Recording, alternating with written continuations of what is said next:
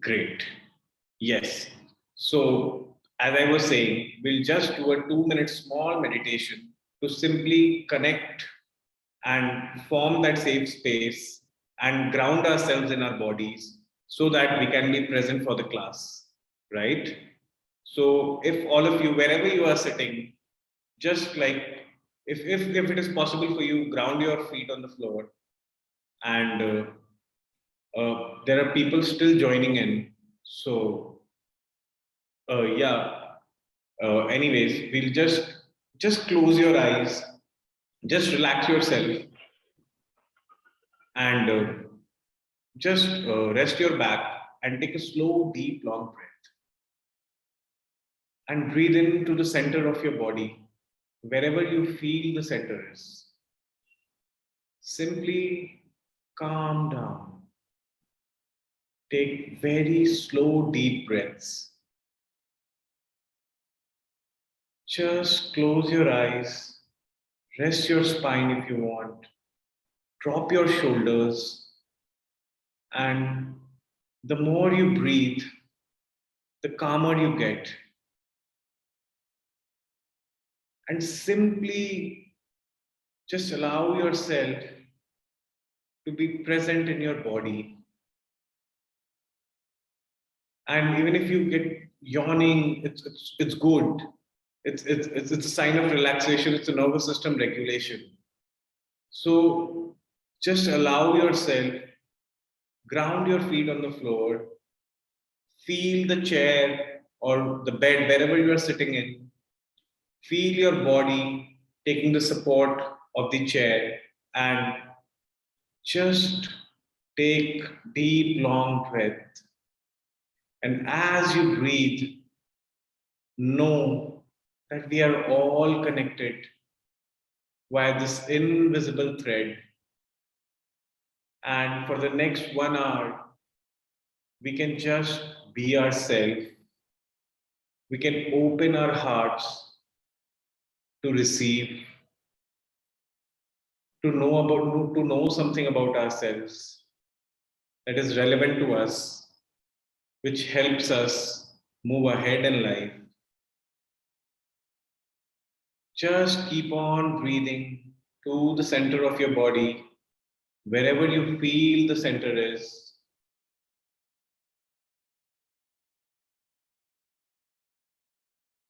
And you can slowly open your eyes whenever you feel you are ready and come back to the here and now.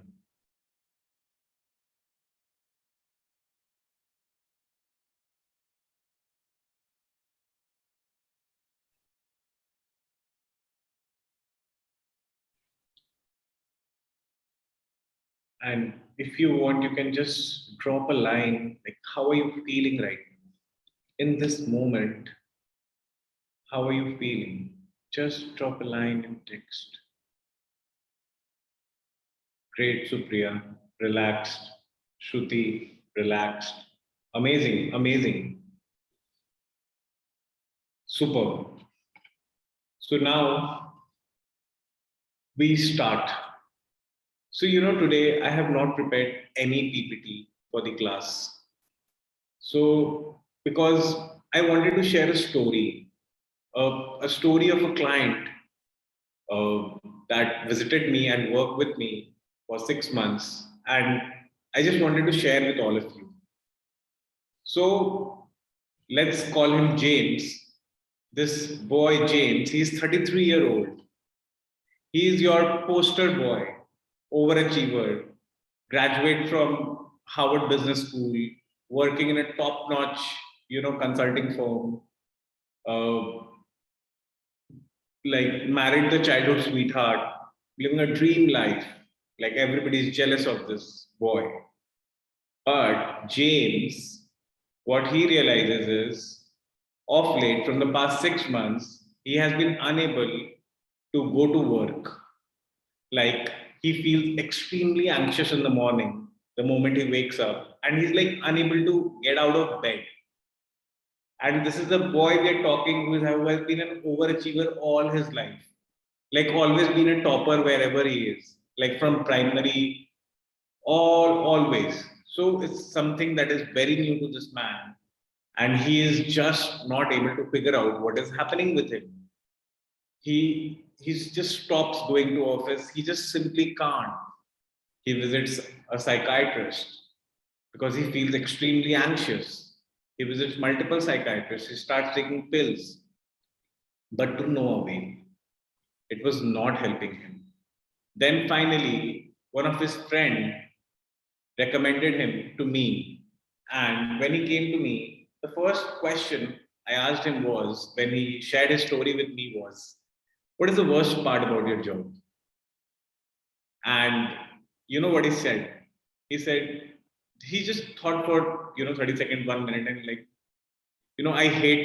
I can't people please, I can't please my manager anymore. He said 70% or 80% of his job entailed just catering to his manager, and he was simply unable to do that. So this answer itself gave me a lot of clues as a therapist to know what he is going through. So the next thing I asked him was, of course, like, how was your childhood? But to my surprise and not surprise, the man started answering like he had a perfect childhood, and his parents are very loving, and it was all good. So there is no problem there. He's saying there's no problem there. It's all good. I know you will think like that, but there's no problem there. Like, of course, you know it the best for you. So then I asked him, if there was one issue in your childhood, let's say, even if it is a thank you, Supriya, the most standard answer that there was no issue in my childhood. Yeah, we feel that way. We have to feel that way to live. Anyways, so moving ahead. So I asked him if there was one problem in your childhood, because of course we all know that it can't be perfect, right? It was good, my parents were loving, but if there was one issue in your childhood, if you wish, like if you got a wish to reverse it, what would that be? That it would not been there. So he said a very interesting thing. He said, there was a little pressure on me by my father to always, study. So as a child, I loved playing. I loved playing outdoor sports. I used to love to play cricket and football. But my father, he had a rule placed in the house that if I study for 4 hours, I get to play for 1 hour.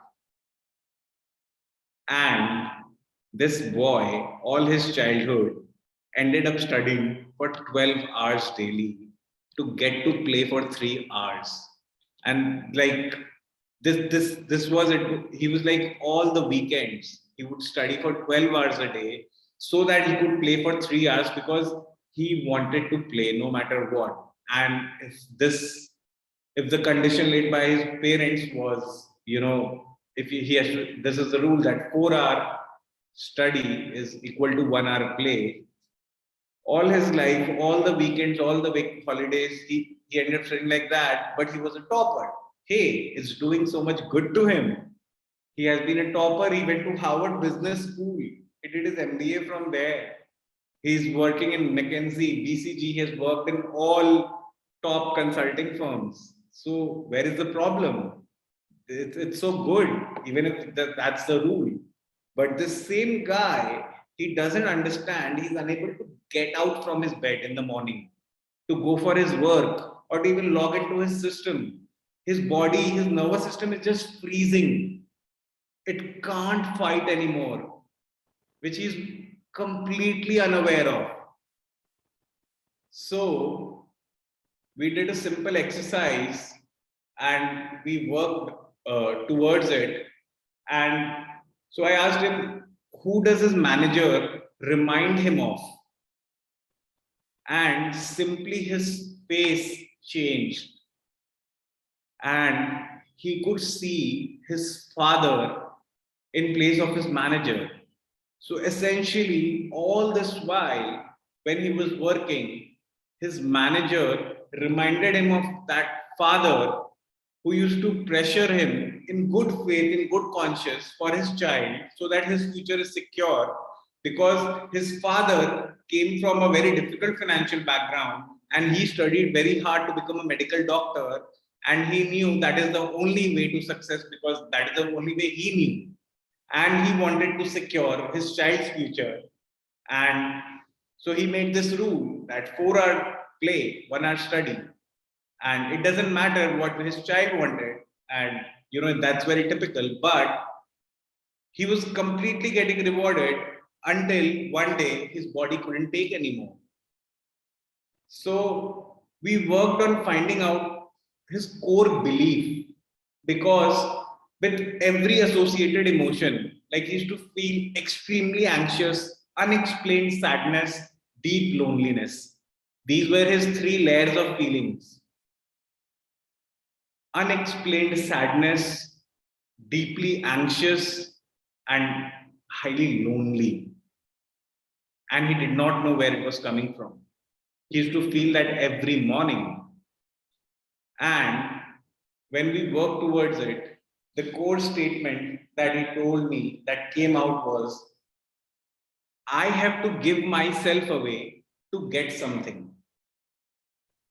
Because there was this early childhood wiring that you have to first study for 4 hours to get to play which you want as a child for 1 hour. So he learned early on in his life this transaction, this nature of transaction. So it reflected on all areas of his life as an adult, simply as a pattern, and he was completely unaware of it. Just think about it for a moment. Just take a pause and think about it. That father whom the child wants to say that I want to play first. Maybe I want to play first and then I want to study. But he couldn't say because he feared that he won't belong. His parents, as a child wants to get the attachment at any cost because the child's brain and nervous system is not developed yet.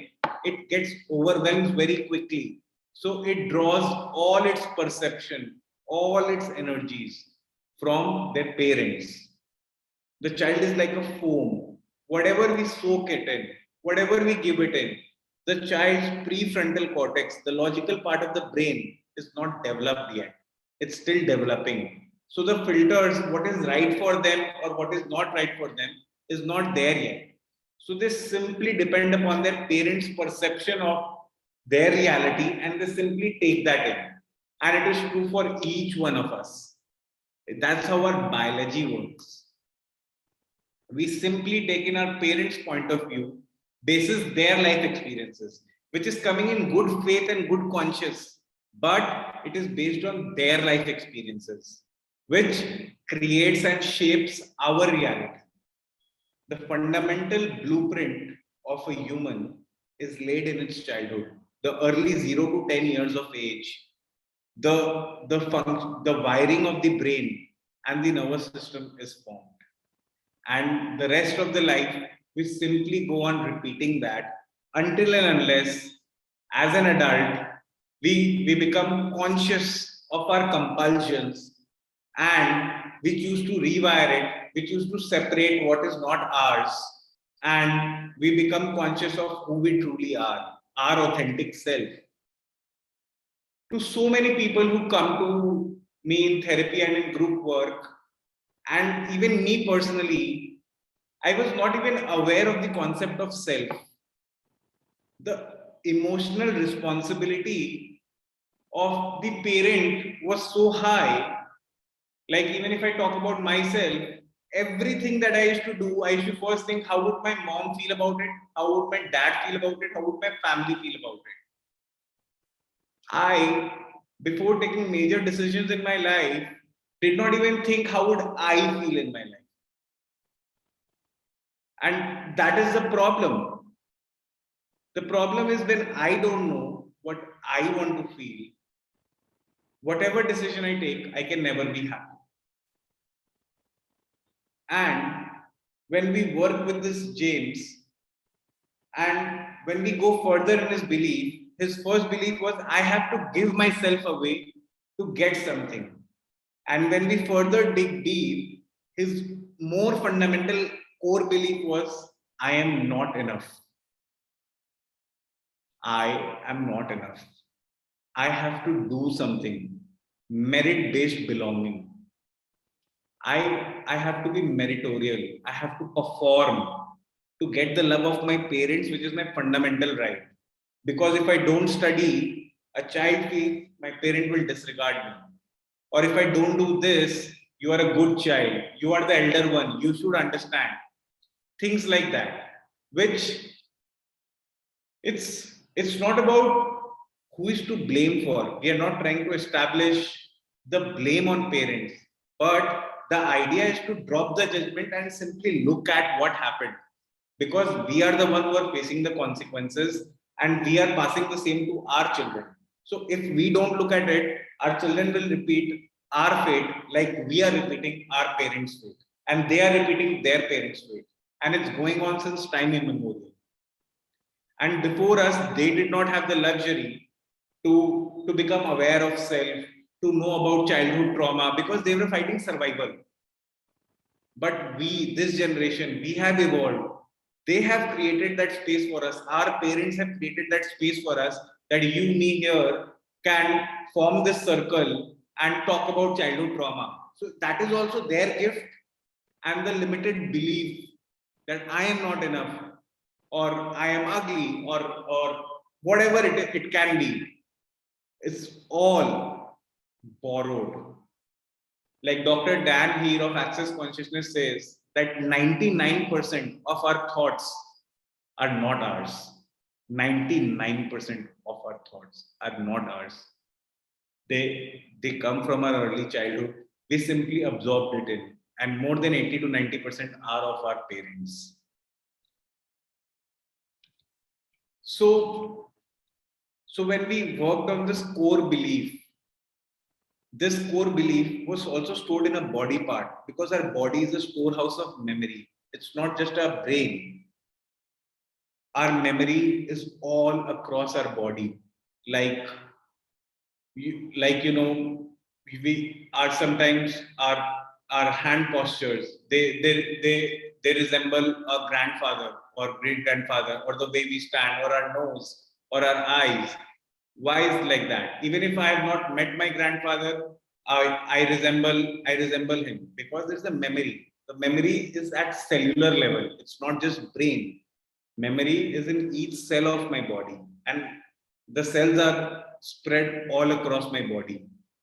So, like that, those unprocessed traumatic experiences wherein I couldn't share what I feel with my parent or with any adult growing up, they all get stored and unprocessed, and they simply repeat itself without us realizing.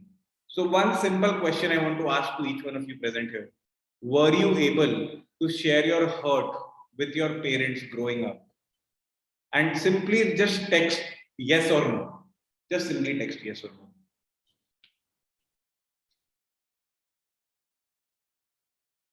Wow. So I think we all are on the same boat. Like I have received 4 no's, 5. Great. 2 more to go. Go ahead, guys. Were you able to share your hurt with your parents growing up? And what happened when we are unable to do that? We try to take care of their hurt. The role gets reversed. We become the emotional parent. They remain the physical parent. We become the emotional parent.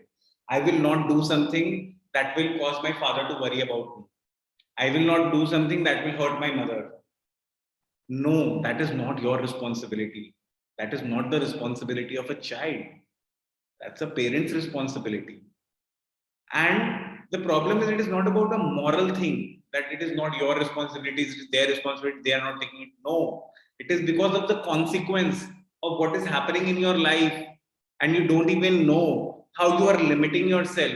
Because when you form this belief, like I am not enough, what is happening?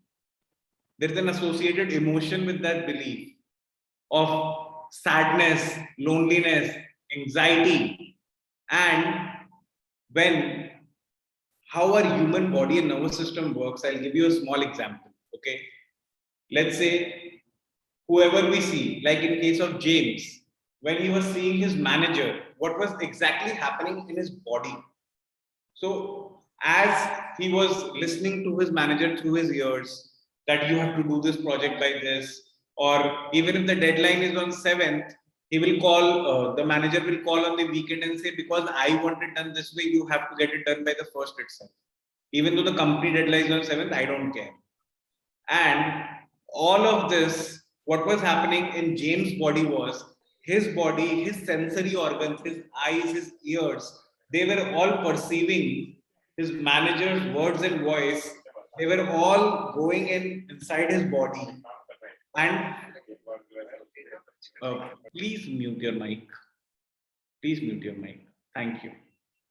So, whatever James was hearing from his manager, whenever he used to see him, what was happening inside his body was all these words, the vision of his manager, they used to go inside his body through his nervous system and they reach the brain stem, the hind brain.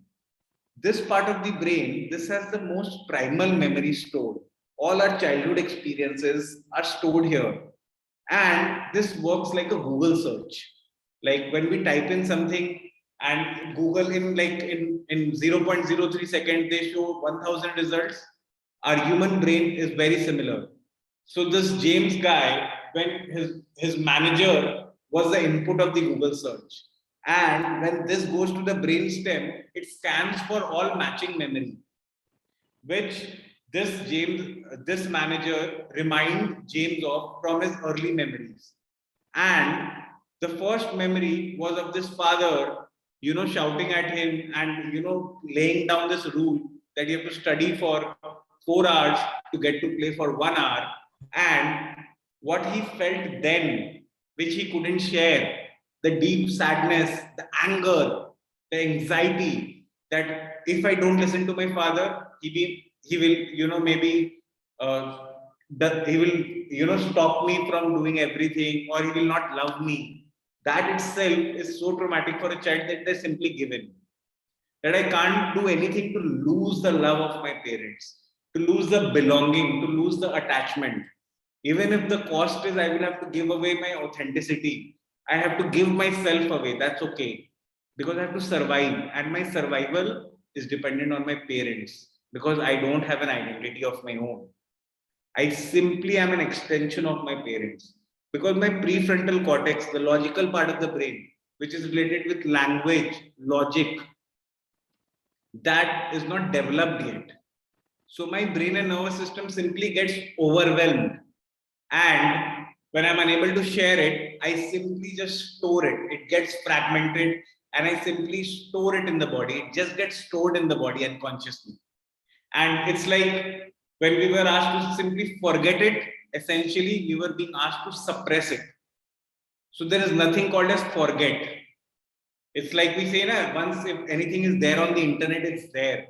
Simply, if you have experienced anything in your life, it is there in your system.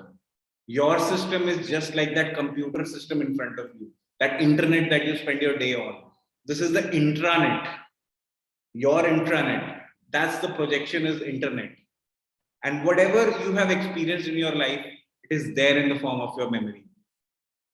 I can just regress you back. And it's like that your brain and this part of the brain, which has all the primal experiences, they don't have the concept of time. Here, this part of the brain. So it simply matches, like in the case of James, the manager was simply being matched with the role of the father, and what he felt back then, he started feeling now, and he can't get out of his bed, which he wanted to do back then. He did not want to study, but he had to because he thought he did not have a choice. He would be, ostracized from the family, maybe. The child thinks the worst. And he was just not able to process it. And he was simply repeating that. So the best people pleasers become the best people haters. So he went to this point in life wherein he stopped connecting with anyone. And he was the guy who was the center of attraction in every party. Just because he was able to please everyone. He had this ability to empathize with everyone, know what they want, and simply, do like that or behave like that or crack jokes like that. Because he was trained to do that from his childhood, to please his parents, to please his family. And he did that with a smile on his face. So nobody gave a shit, even if that smile was fake. Even he did not know about that until he walked into therapy.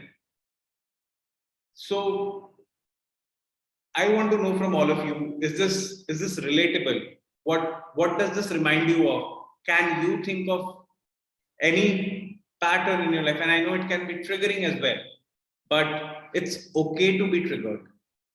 And just simply give a yes or no if it is relatable until now. Simply.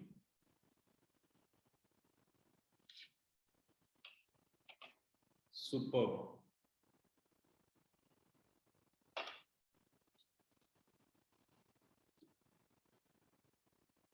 Great. Amazing, amazing. So we talked about beliefs, right? That how these belief that I have to give myself away to get something, I am not enough. How this belief and the associated emotion, how they govern, because the same belief leads to same thoughts. An average human being thinks 60 to 70,000 thoughts in a day, and 90% of the thoughts are the same.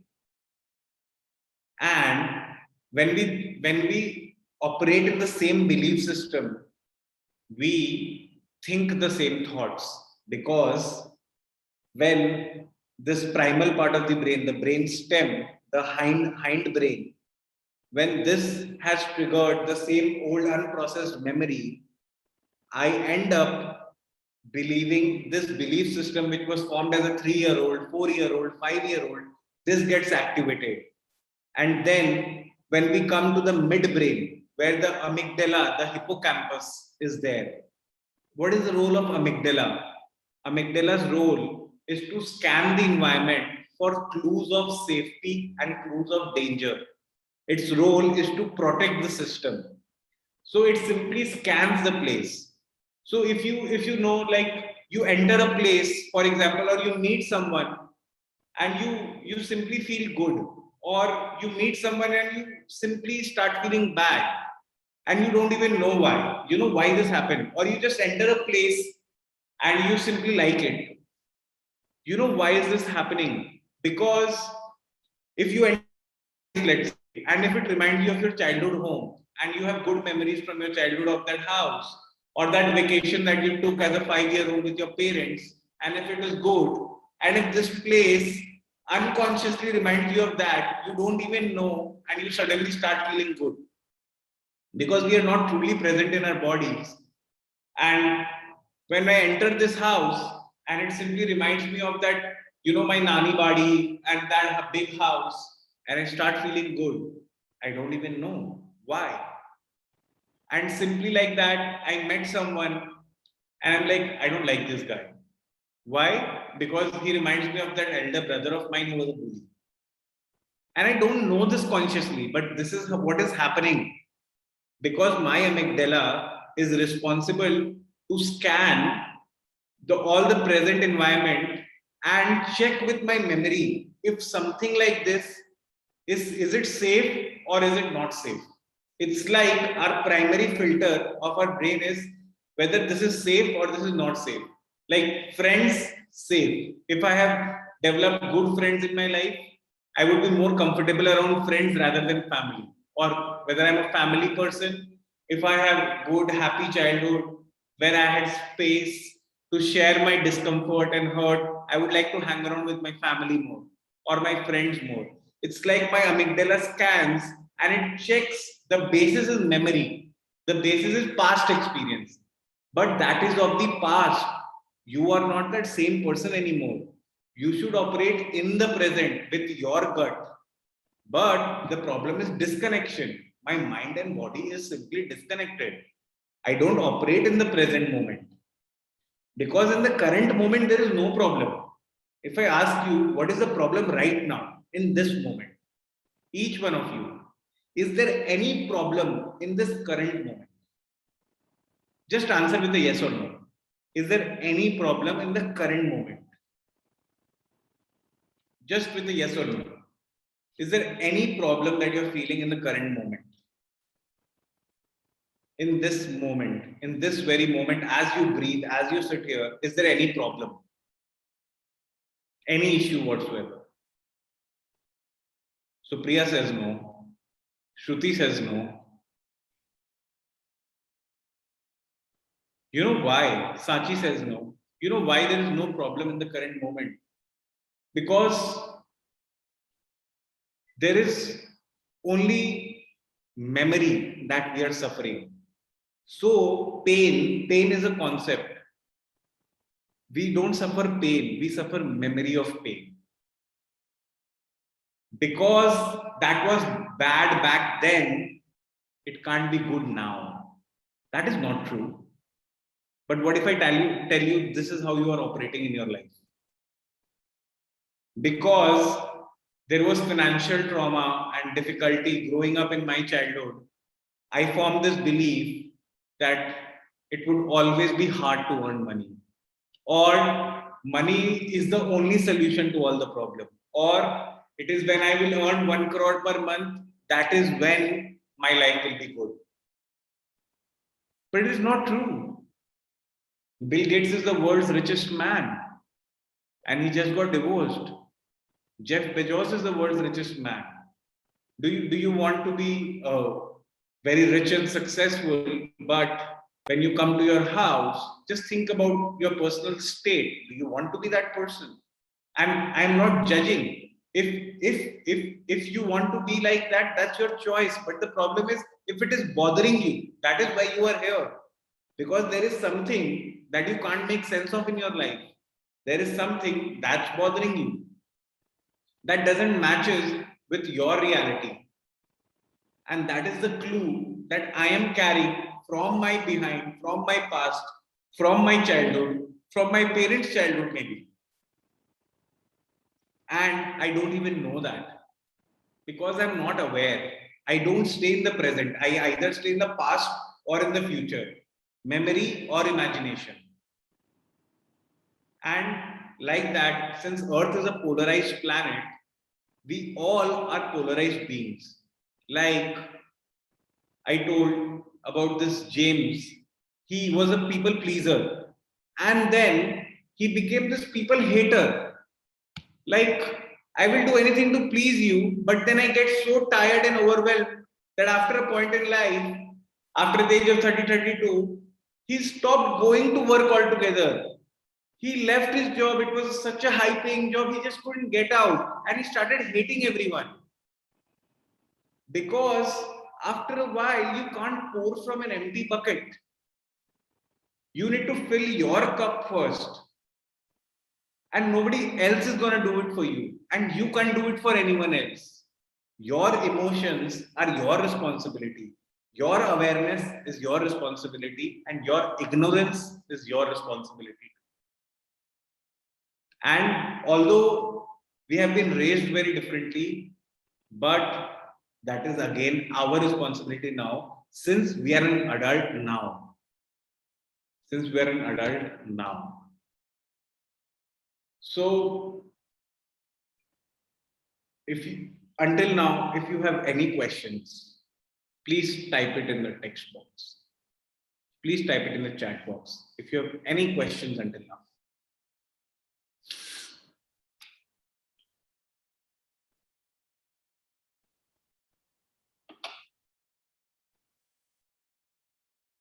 Or you can simply raise your hand. You can simply raise your hand and I will ask you to unmute you. Any questions so far about any pattern that you realized that you are having? Or if you could not understand anything, simply just raise your hand. Just click on the raise hand button.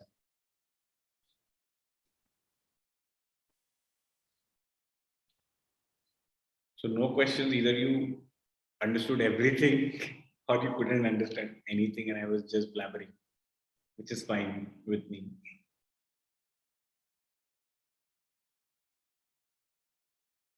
Cool. Okay. So now I want to share with you something. So we have this super amazing workshop coming up, the voice of your child. And this workshop is explicitly designed to identify the core pattern of our life and how to work with it. So this is a 2-day experiential workshop, which is happening on April 16th and 17th, 6 p.m. to 8 p.m. IST. And the early bird for this is closing tomorrow. Till 5th of April, the price is 16,000 rupees. So this is an investment that you have to make on yourself, and it could be life transforming for you if you get the space where I'm coming from. And there are just 7 seats available because it is a very highly experiential one-on-one workshop, wherein like it's a group workshop, but we work with individuals and we all learn from each other. And you will, by the end of the 2-day workshop, you will know your core pattern, and then you will have to work towards it. But it is possible to know your core pattern in 2 days, and you would have to make this investment on your journey if you feel your life is worth that. So the early bird is till 5th of April, and from 6th of April, the regular price is 21,000 rupees. And I invite each one of you to join me and to unlock this possibility that is awaiting, to just simply release from your being. With this, I end my masterclass. If you guys have any questions, I would be happy to answer them. Simply raise hand. And if not, that's great. Any question about the workshop, about the masterclass, about the registration, anything?